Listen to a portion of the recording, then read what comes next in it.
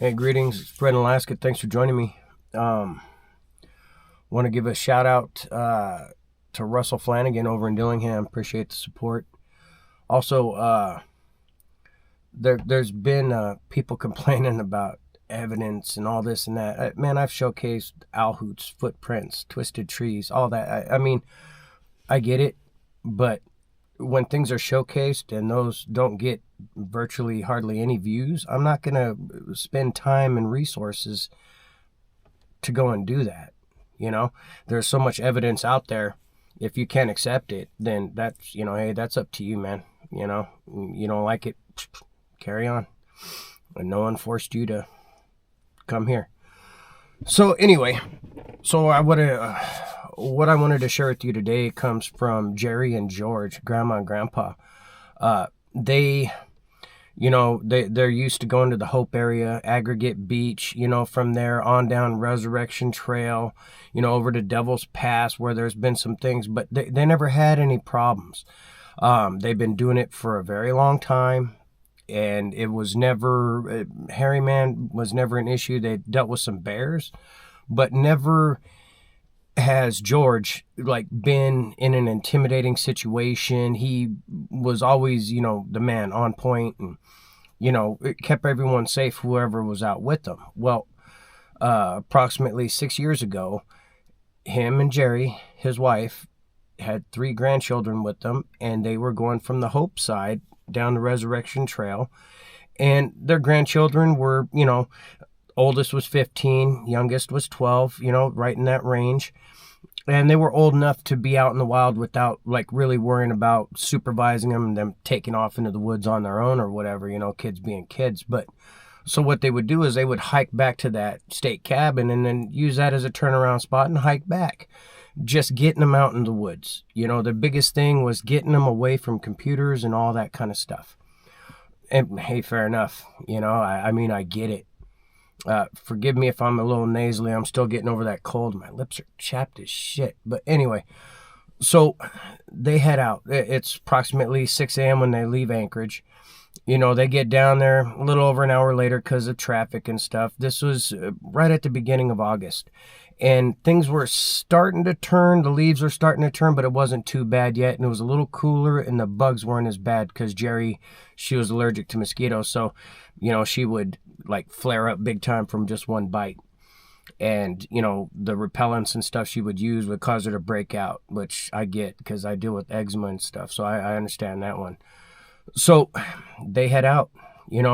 They get there, and George says that something was off that whole morning. It seemed like everything was too quiet, and they're trudging along. And on the way in, he has everyone in front of him. Jerry at the lead, his wife at the lead, and then the 3 grandkids, and he was in the rear, looking all around, checking their back trail for bear stalking and all that kind of stuff. Right there. It was basically, and Jerry was teaching the kids, certain medicinal plants and, berry bushes and things that, real life stuff, And so George going along, he's just listening because he's heard it all before, he's been married a long time. And as they're going along, they're at about the halfway point, and I'll show it on the map. And there's a little bit of a draw off to his right that kind of, it's not really a draw. It's more like a slide area, nothing major, not like a little mini valley within a valley, nothing like that. Just a little draw, a little slough area. And something catches his attention, and he focuses over because he saw movement, but he thought maybe because he was moving, trees making movement just caught his attention out of the corner of his eye, and he's looking. And he gets a weird feeling like he's being watched, but he doesn't see anything. So he's kind of like, he had a 10 millimeter, Glock with him and whatnot. And he felt confident if it was a bear stalking, he could handle it. God forbid if it came to that, right? Jerry carried, I believe he said it was like a little 9 millimeter in her little go bag as a backup or, So, sorry. Anyway, so they're going along, and his attention is totally off to his right at this point. And he got to a point where he stopped. George said something overcame him, and he had to look and really, really look because he just felt like someone was burning holes through him with their eyes. He turns to his right and he's looking along the brush and everything because it was pretty thick in there and stuff, right? He said he noticed something kind of bobbing up and down. Couldn't really make it out if it was something blowing in the wind because there was a slight breeze. And all of a sudden, Jerry, because he had stopped, he didn't say anything. Jerry was in front of him. They weren't looking behind them necessarily, but Jerry stopped. And of course, everyone stopped in between, and she was smelling something. She turned around, got George's attention. She was like, making like, you smell that kind of motion? And he didn't, because they're about 20 feet apart at this point. So George catches up to them, and sure enough, the wind blew around, swirled, and they caught this putrid, rotten flesh, urine, body odor smell, right? And George said as soon as they smelled that, all three of the kids, good kids, they all immediately like went to 5-year-old status because it freaked them out. It just, the smell alone caused them to like, we want to go, we want to leave now. Because the kids didn't understand, but they assumed it was a bear. And all three of these kids were terrified of bears. They didn't want to see them. They wanted no part of it, which, Jerry and George understood. They were like, okay, we'll head back, no problem. So George steps aside, and they all start going by. Jerry comes up into the front, and he falls back in line, and they start going back. As they're going, George said he never been so freaked out in his life. He felt like every second, third step, he wanted to take off running. And he hadn't even seen anything. They just caught this weird smell, and he caught something out of the corner of his eye. Little motion over the brush. Nothing that he could tangibly say, oh, it's this or it's that, And so as they're going along, and he had this sensation about 3 or 4 times in the course of about 40 feet, like he wanted to run like a jackrabbit. He stopped. He calmed down. He told Jerry and the kids, you guys keep moving. And he stops and turns, and he was in a little bit more open. The brush wasn't as so thick, where he was at the moment. And so he took a minute to look around, and he's looking real close. And all of a sudden he sees this bobbing up again about, he guesstimates 60 yards, but he said it could have been closer. He sees this like brownish black dot just bobbing up, and it's kind of moving side to side, but as it's moving, it's kind of incrementally getting closer. So he's like, what the hell? And the wind's blowing that direction, so he's not smelling anything anymore. George said that's when he unholstered his pistol, and he said that pistol hasn't been out of its holster since the last time he went to the range shortly after he bought it. You know what I mean? He would just, it was just a holster. Basically, because he wasn't that guy that was pulling it for any reason other than to potentially use it, right? And so he pulls it out. He does a press check to make sure it's loaded. It's good to go. He makes sure everything's, the battery's forward and all that kind of stuff. And he's standing there, and he kind of hides it in his little windbreaker jacket. He's got it just tucked right inside, because he doesn't know if it's a weirdo or people, and he's just sensing things wrong. He doesn't want to be pulling a gun on anybody unnecessarily, but he's at a point to where he's like, screw this, whatever this is. Well, it dawns on him, the height of the brush, he's 6'2". The height of the brush is at least 7 foot. So whatever this is taller than 7 foot, and he starts getting a real sinking feeling because he's not seeing the bobbing anymore. That has stopped. Although he's hearing brush movement, and it's moving fast, and it's kind of coming up onto his right-hand side. So he's like, oh, man, whatever this is skirting me, and I got grandkids and my wife right behind me. So he turns around, and he looks down the trail, and just a little ways down the trail, everyone had stopped.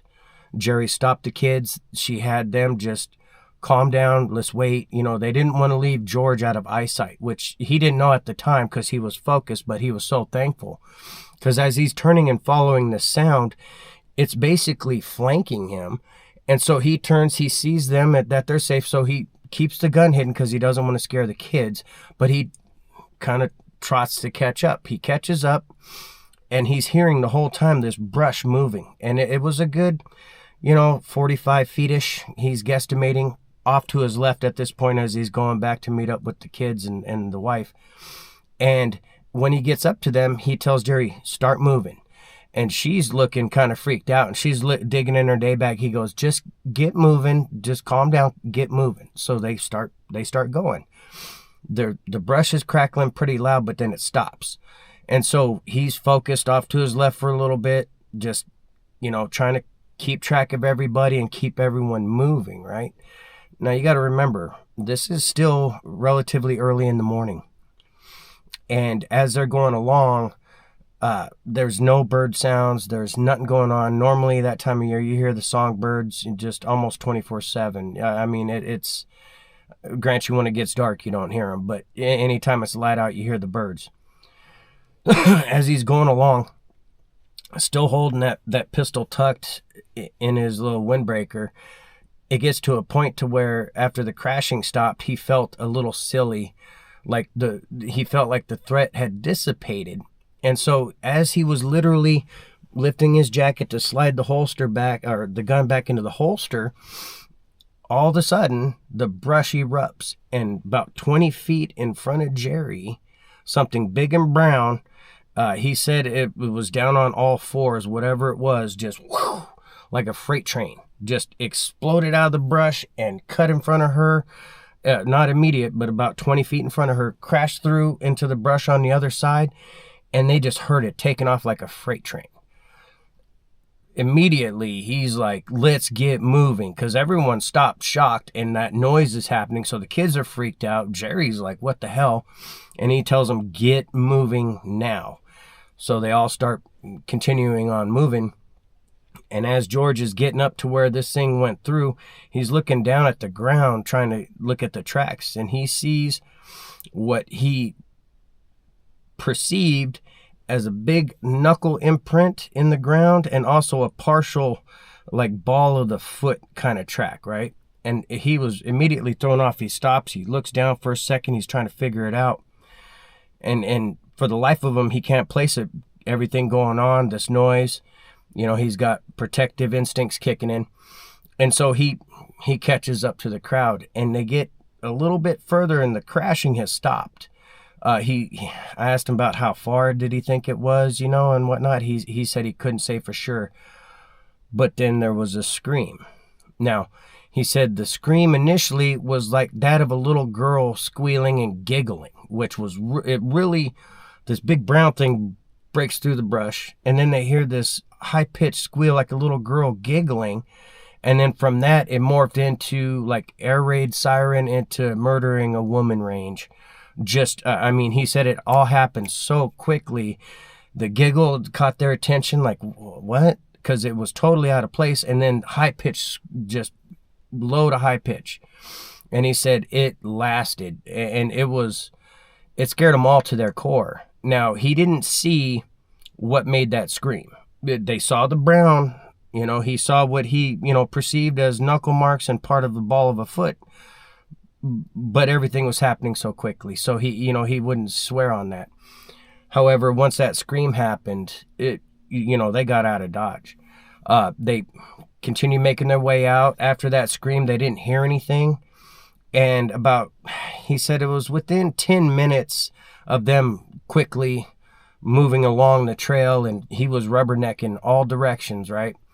He said within 10 minutes of that scream and everything, all of a sudden they started hearing the songbirds again, and it felt like peace, right? So he took it as, okay, that's whatever. Well, so they get the grandkids back early, of course. The parents weren't expecting them until later on that evening or the following day, depending on how long they were hiking. Well, anyway, George shares this with his son-in-law and daughter. Says, hey, here's what happened with us and the kids today. This is why we're back. Lays it out. So they start looking up on the internet these sounds, these screams, and all this other stuff. Well, there was a partial of the scream in Ohio that was similar, and also some high-pitched other ones from other places. He doesn't remember exactly where, but he said it was like a mixture of all these different Bigfoot noises. And so he was, for the life of him, trying to figure out, is that what was really going on? And, he asked me, and I was like, well,